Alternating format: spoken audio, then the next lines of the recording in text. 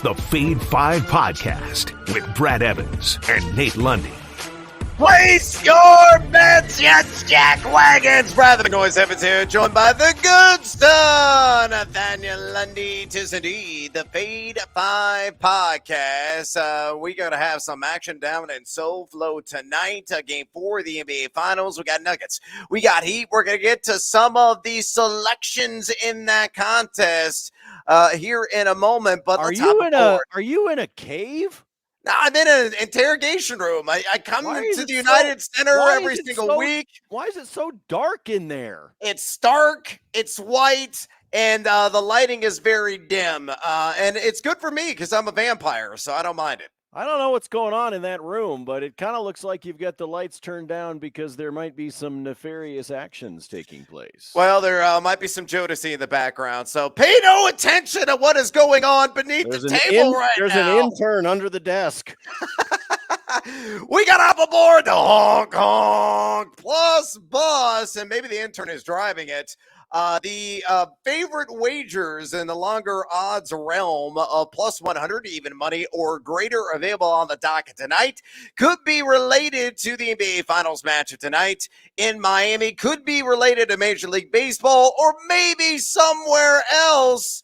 Lundy, please place one on the silver platter because I'm busy right now. Well, I'll tell you what, this one kind of gets me a little. I'm never a fan of people on social media or headlines, Brad, that say the wrong team is favored, right? Like you always like, I'm sorry, folks, these guys that make the odds know exactly what they're doing. That said, I think I found one that I like just because if you can give me plus 150 on the money line, I'm taking the Cincinnati Reds on the road against St. Louis because right now, the Cardinals suck eggs, okay? This team is bad. Folks, if you have not been paying attention, here's the two stats, and here's why I'm on Cincinnati money line plus 150. That, by the way, is the best odds in the business over at Caesars right now. Two big reasons why. First and foremost, St. Louis is 4-9 in their last 13 games, and those 4 wins, they didn't score more than 2 runs in any of those 4 wins, folks. That includes the 1-0 victory that they had yesterday, thanks to a Burleson home run in like the 8th inning. They only had 4 hits. Arenado had 2 of them, and they still managed to somehow win that game. So this St. Louis team has problems. I know they're going back home, and they'll be under the arch, but at the same time, I don't trust them. The other reason why I'm going with Cincinnati, St. Louis is 0-10 in Jordan Montgomery's last 10 starts. Wow. 0-10 with Montgomery starting on the bump. So you put all of that together. I don't like to try to question too much with the odds makers because all they do is turn around and take my money from me, as you well know. But if I can take Cincinnati at plus 150 straight up to beat St. Louis, I'm going to go with it. I will let you know this in case you want to maybe parlay or you want to get creative. You can take Cincinnati on the run line plus 1.5, and you can get that at minus 130. So if you just want to play that it's going to be close, you could go that route. But I'm calling for the Redlegs to pick up the straight up upset against the Cards. Yeah, you're going to hear a name from the Redlegs a little bit later on in the podcast as well. Staying on the plus bus, my selection tonight, Shohei Ohtani. I need you to get the dub against the Seattle Mariners there at home in Los Angeles, plus 150 as well. So get seduced by that juice at DraftKings Sportsbook. If you look at the Angels, they are the favorites. They're on the money line in this game at a low minus 100. So why not seek the value out on Ohtani? And I think it's extraordinary, to be honest with you. And here are the reasons why. I know Ohtani is has a 1 win, in his last 6 starts. But that's the only win he has had since April. He's got 5 wins on the season. He's going against Luis Castillo. And Castillo on the road this season, a 3.91 ERA. And on top of that, The Mariners haven't exactly played at a bunch of dudes here of late. Over the last couple of weeks, they are number 26 in Major League Baseball in total runs scored. And look at Ohtani's advanced analytics, 12 plus K per nine. A sparkling 32.9 call plus swinging strike percentage. He's going to miss bats. He's finally going to get the run support he richly deserves, and he scores the win in the end. Again, plus 150 there at DraftKings. With those two bets already on the board, let's get after it on this Freaky Friday with another edition of the Fade 5. Number 5. All right, numero cinco on the countdown today. Let's go to Lundy's neck of the woods. I know everybody is Nuggets minded, and we're going to get to some selections in that Game 4 matchup. But my mind is also in Colorado on Manny Machado. He's a macho man. He's going to get an RBI tonight, and the Denver area there at Coors Field, minus 110. Available at BetMGM. Pretty rare that you see minus odds attached to an RBI prop, but it's understandable because Manny Machado has had quite the career at Coors Field, batting .304 lifetime with an .888 OPS, and 19 extra base hits in 43 games, and he's going against Austin Gomber. Now, he's only 4 for 21 lifetime against Gomber, but Gomber far from glorious and what he has done on the mound this season, giving up a staggering 44.2% hard hit rate, one of the worst in baseball. And not only that, but you look at Machado against Southpaws, which Gomber is this season. He's batting robust, 388. Does not have an RBI. So far in the month of June, he is overdue. He collects one on the board at least tonight. So Manny Machado over half an RBI in Coors against the Rockies, minus 110 at BetMGM. Lundy, fade or follow? Well, I like the over in the game, which is set at a flat 11 right now. So if I like the over, Machado is more than likely going to be part of it. Gomber, it's all in his name, isn't it? I mean, he's got kind of a goober name. Goomba. Gomber. You know those guys used to smush in Super Mario Brothers? Yes. Yeah. Just Gomber. It just doesn't, I don't know. It just doesn't really roll off the tongue. Like Shohei Ohtani.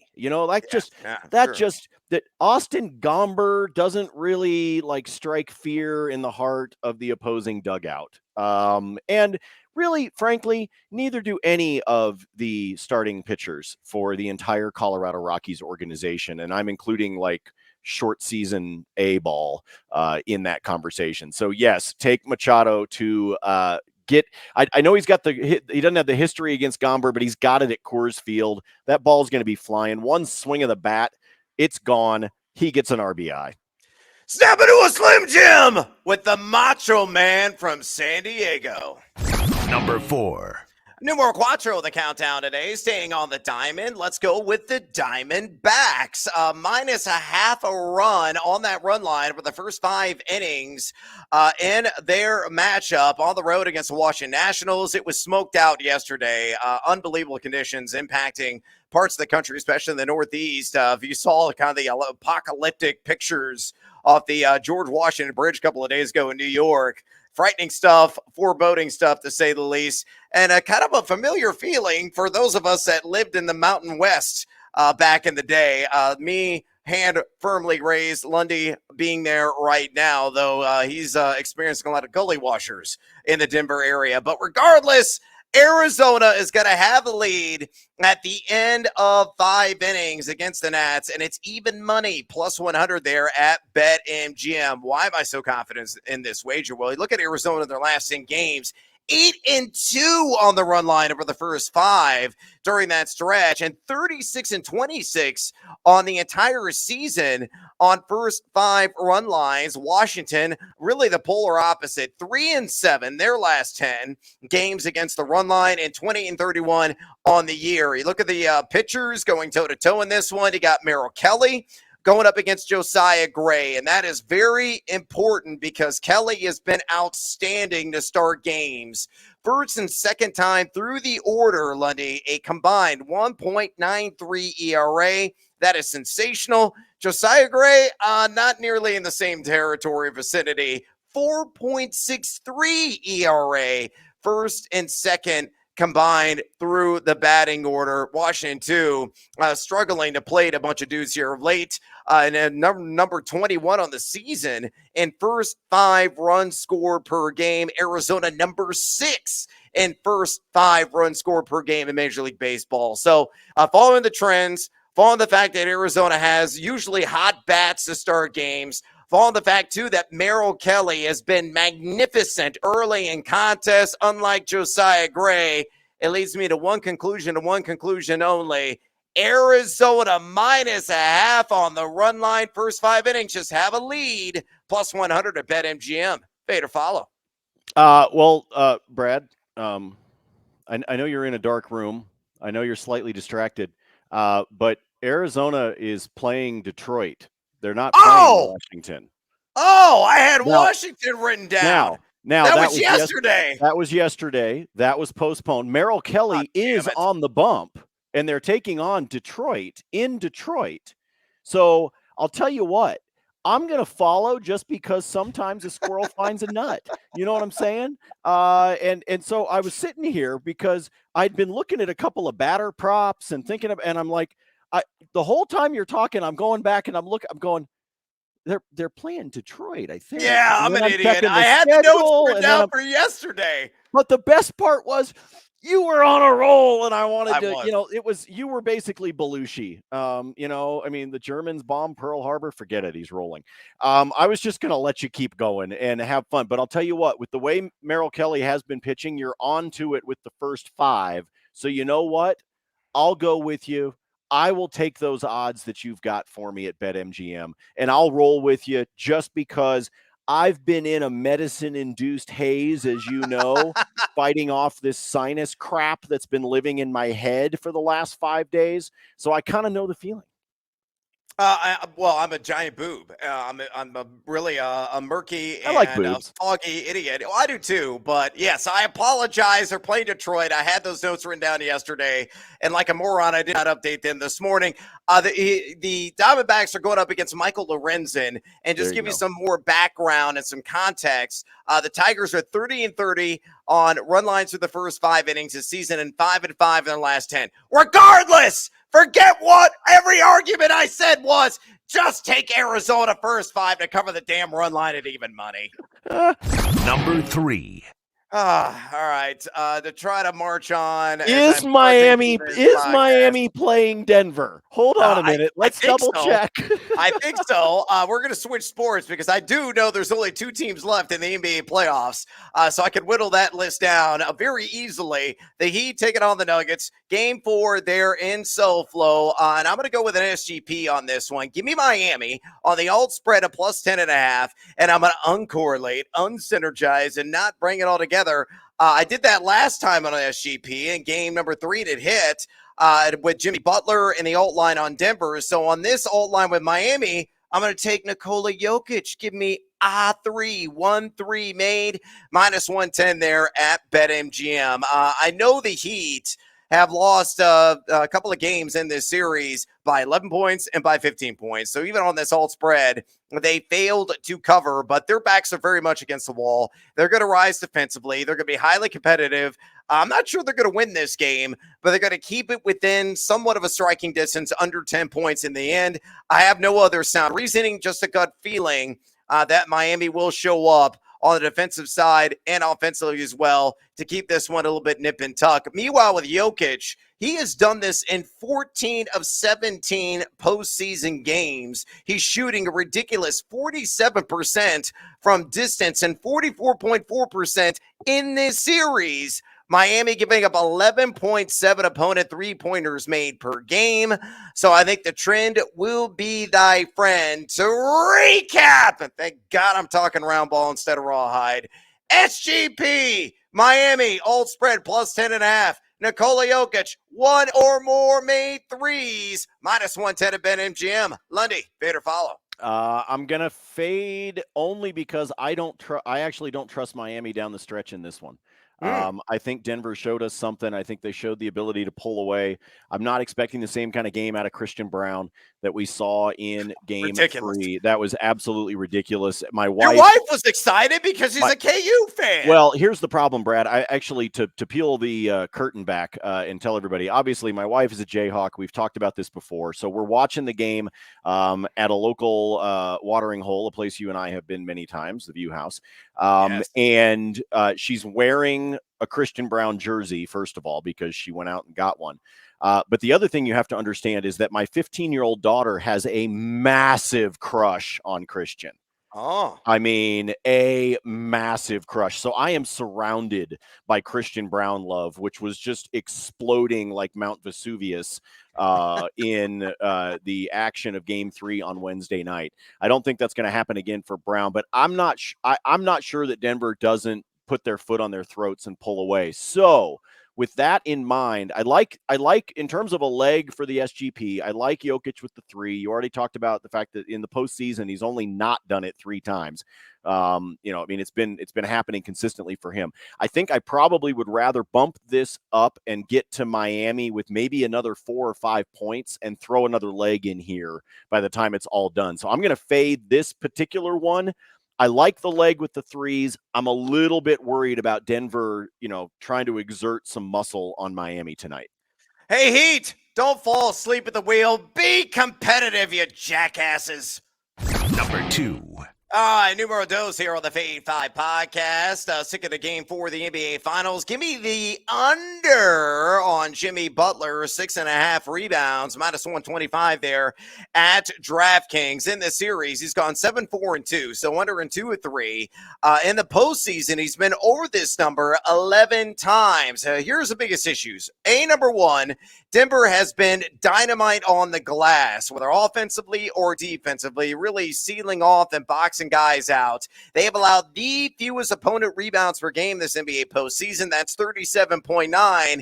And on top of that, they've been dynamite offensively. They're shooting close to 50% in the postseason from the floor. So when you don't miss shots, that doesn't lend yourself to rebounding opportunities, and Butler really hasn't gotten after it on the glass anyway. So pulling it all together, again, Jimmy Butler under 6.5 rebounds yet again this series, minus 125 at DraftKings. Lundy, fade or follow. In contradiction to what I said a second ago, if Miami can keep this close, it's going to be because playoff Jimmy shows up, and if that happens, he's going over this number. So I'm going to fade you. If it happens, I think. Look, in the 3 games in the series so far, he's only gone over, and that was in Game 1. He had 7 in Game 1. Since then, he's had 6 combined rebounds in the last 2 games. So you're exactly right. The Nuggets have kept him off the boards, but playoff Jimmy is real. Okay, just like playoff Jamal is real, and we saw that in Game 3 when he had the triple double. Playoff Jimmy is real, and if he's going to do it, it'll happen tonight. And I think part of the reason it'll happen is because he's trying to get in there and body up for some boards, try to keep Aaron Gordon out of the way, try to keep MPJ out of the way, because right now the only thing MPJ can do is get a rebound. So put all of that together. I'm not rolling with you with this one. As good as Denver has been, if you have any belief at all in Miami tonight, I got to fade this number. Butler on the boards, I say, hell no, just get after it. Bam Adebayo and block your own dude out. Number 1. Numero uno on the Fade 5 pod today, and it's my top play in the NBA tonight. It is a 2-leg parlay, minus 105 juice there. Constructed this at BetMGM. I just need just one 3 from Bruce Brown, and sticking with that theme, but doubling up the number. Give me Jamal Murray, 2 plus 3s, again, minus 105 there at BetMGM. You look at Bruce Brown, he is really skewered this zone defense of Miami runs and on the entire season, including the pair of regular season matchups. He's 9 for 21 from distance against the Heat. That is a 42.6% rate. He has gone over in all 5 games, including those pair of regular season matchups. And you look at Miami, they've given up 11.7 opponent 3-pointers made per game. Meanwhile, Jamal Murray, everybody knows, he's been utterly sensational here in this playoff run and really in this series. Had a triple-double last game out, which was off the charts ridiculous. He has hit at least 2 threes in 13 of 17 postseason games in all 3 games of this series so far, netting 38.1% overall from beyond the arc. And again, I mentioned Miami close at 12 3-pointers made allowed. So Murray may get this in the fourth quarter. That's when he usually shows up. Although the last game, he had a really hot start in the first quarter. And Bruce Brown will get a 3 eventually. The Nuggets passing with Jokic, just too much of a liability defensively. Really stretches Miami. So these guys got to hit their open threes in this game. And I feel very confident this ticket cashes. Lundy, fade or follow. Bruce Brown, 1 or more made threes. Jamal Murray, 2 or more made threes, minus 105 at BetMGM. So I follow on this one. And Brad, if you want to have some fun, I'm in agreement with you on Jokic getting his 1-3. If you add that leg to this, it turns into plus 170. Oh, well, hell yeah. I just want to throw that out there for you because you and I are both in agreement. You and I are both in agreement that Nikola is going to do it. So if Nikola hits 1, Bruce Brown hits 1, and Jamal hits 2 over at DraftKings, that is a plus 170. So a nice little extra boost if you want to combine the last couple of props we've been talking about here in this game in terms of made threes. We've already given you all the arguments why. I just wanted to throw out there that if you want to juice this one up a little bit, or if you've got like an SGP boost at one of your favorite books that you want to use, folks, this is an example of one that you could do. If you're sitting on like a 25% boost or something like that, this wouldn't be a bad one if you throw Jokic in there to throw that 25% boost on. So I'll just share that with you real quick. Oh, I love it. All right. You know what I also love? Bet is time. What other bets you got on the board tonight, amigo? Let's roll with a couple of them. First of all, on Wednesday, I gave you plus 310 on a home run for Yordan Alvarez, and that hit. So let me go back to that well for another home run, and we are going to do so with Marcus Semien of your Texas Rangers on the road against the Rays. Here's the truth, folks. I am, when I do baseball betting, every now and then I do a thing called all in, which is where I'm all in on a guy. And so the idea is I have a bet on him for a home run. I have a bet on him for total bases. I have a bet for an RBI. I've got a bet for HRR, hits plus RBI plus runs. When I go all in on somebody, that's what I'm referring to. And I'm doing that tonight with Marcus Semien. His home run, by the way, plus 550 tonight against Tyler Glasnow of Tampa. Here's part of the reason why. Not a huge sample size against Glasnow, who's only given up 1 home run this season. However, he's only had 2 games this season. That's why he's only given up 1 home run. But in his lifetime, Semien is 4 for 6, and all 4 hits are extra bases. He has 2 home runs, a triple, and a double against Glasnow. So 4 hits, all of them are extra bases. So I've got a bet on him. Like I said, I'm all in, but the bet on the home run is plus 550. If you want to dial it down a notch, total bases over at DraftKings plus 140. Even if you just wanted to do total bases, you're getting really solid numbers at the plus 140. Let me stick in Major League Baseball, have a 3-leg hit prop for you. So all of these guys just need to get a hit for us. Paul Goldschmidt, who's got a 455 lifetime average against Lively. Give me a hit for him. Give me Ryan McMahon. I already told you that I think this game at Coors tonight is going to hit the over. And if so, I think Ryan McMahon's going to be a part of it. He's batting 310 in the month of June, by the way. So I just need a hit out of McMahon, 292 lifetime against Yu Darvish. And then throw in Kiki Hernandez, shall we? Of the Boston Red Sox. He's got a 421 lifetime average against Garrett Cole. So again, to recap, a hit for Goldschmidt, a hit for Ryan McMahon, a hit for Kiki Hernandez. Put all of that together over at Caesars, plus 216 on that 3-leg parlay. And finally, one more in the NBA for you tonight. Brad, let's drop some dimes, shall we? This is all assists all the time. Give me Bam Adebayo for 3. Give me Kyle Lowry for 3. Give me Jokic for 8. Give me Jamal Murray for 6. Bam 3, Lowry 3, Jokic 8, Jamal 6. Put it together at DK plus 1 60. I yield the floor to the gentleman from Illinois. Oh, that is a sexy wager, I might have to tell you on that one. Let's work at a little team Huevos parlay play in NBA Finals game number 4. Give me Nikola Jokic, 11 plus rebounds. Give me Jamal Murray, 6 plus assists. Give me Gabe Vincent, a bounce back effort, 10 or more points. And Kevin Love-a-Dub-Dub. I need 1-3 from the Graybeard, plus 195 at DraftKings. Give it a little bit of context here. Jokic has registered at least 11 rebounds and 13 to 17 postseason games. Meanwhile, you look at Jamal Murray, he's gone 10, 10, and 10 in the dimes category. He has been quite the distributor in this series. I think you're going to see him go for at least 6 once again tonight. Gabe Vincent, yeah, he had that clunker last time out, but he had 15 and 23 in games 1 and 2. He's still shooting 47.2% in this series and has scored at least 10 points in 7 of his last 9 postseason matchups. And then finally, Kevin Love, the ancient one, and looking quite petrified out there with all those gray hairs coursing through his wonderful mop on his head. He's had at least a 3 and 4 of his last 5. He's 4 for 11 from downtown in the series, and in the postseason, shooting 36.7%. So plus 195. Jokic 11 plus boards. Murray 6 plus assists. Gabe Vincent 10 or more points. Love with that 1 made 3. Team Huevos parlay play numero 2. Let's do it. And in Major League Baseball, only a 2-legger.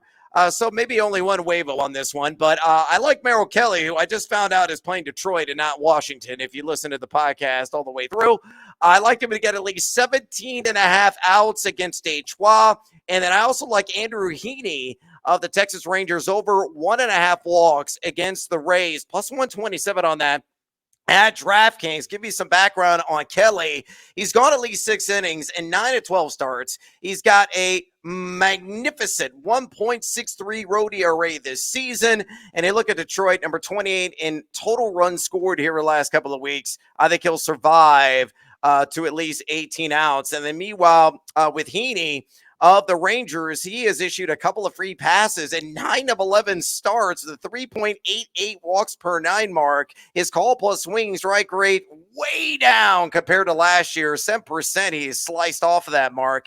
And you look at the Rays over the last couple of weeks, number 13 in walks percentage. So again, Merrill Kelly over 17.5 outs, Andrew Heaney over 1.5 walks, plus 127 there at DraftKings. And I got one more play for you before we bounce. In Major League Baseball, I teased this. We were talking Cincinnati Reds at the top.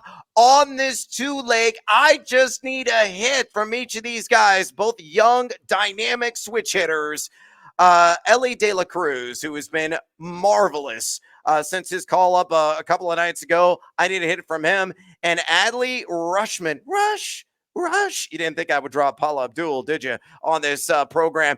I just need a hit from him and his matchup against Kansas City. De La Cruz taking on St. Louis. He's got a hit in all 3 games so far in his MLB career. 4 for 13 specifically with a home run and a double, and 3 for 10 as a right-handed hitter against left-handed pitching. I know it's a small sample size, but the dude just flat out rakes. That's why he's one of the top prospects in Major League Baseball. And Jordan Montgomery this season, a 5.74 home ERA. It's not where his heart or his numbers I told you he sucks. I told you. They're 0-10 in his last 10 starts. Pick on Jordan Montgomery. Yeah, Good and God. De La Cruz, man, that's some heavy lumber that he is wielding. Meanwhile, a Rutschman doing the same.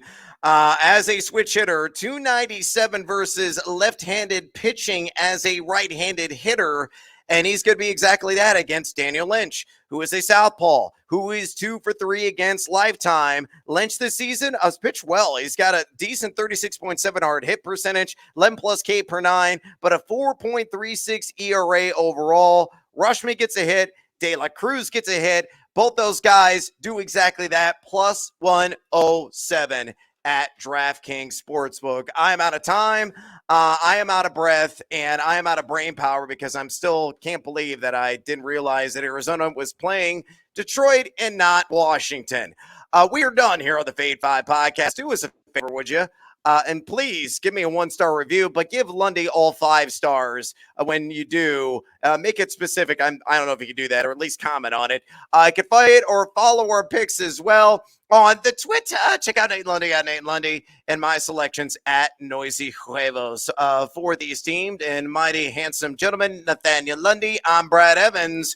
Until next time, as always, feed or follow. That is up to you.